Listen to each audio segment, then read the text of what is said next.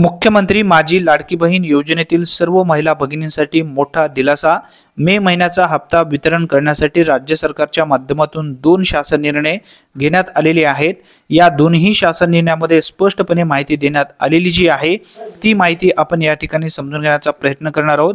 आधार संलग्न बँक खात्यामध्ये 1500 रुपये या ठिकाणी जमा केले जाणार आहेत। हा शासन निर्णय आपण थोडक्यात या ठिकाणी समजून घेण्याचा प्रयत्न करूया।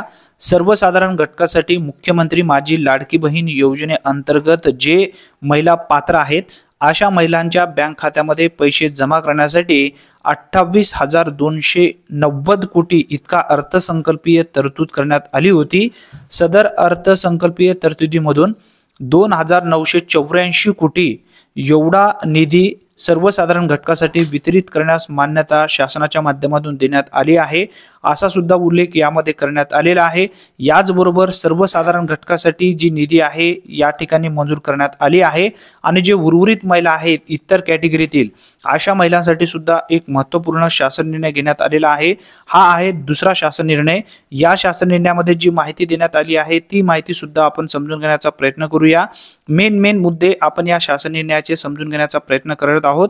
आता यामध्ये बघा, सन 2025-26 या आर्थिक वर्षात मुख्यमंत्री माझी लाडकी बहीण या योजनेच्या आदिवासी घटकासाठी जो काही निधी आहे 1500 रुपये प्रति महिना देण्यात येणारा, यासाठी 3,240 कोटी इतकी अर्थसंकल्पीय तरतूद करण्यात आली होती। या तरतुदीमधून जे लाभार्थी पात्र झालेले आहेत अशा सर्व लाभार्थ्यांच्या बँक खात्यामध्ये वितरित करण्यासाठी हा सुद्धा एक दुसरा शासन निर्णय देण्यात आलेला आहे। 335 कोटी 70 लाख रुपये एवढा निधी या ठिकाणी वाटप केला जाणार आहे।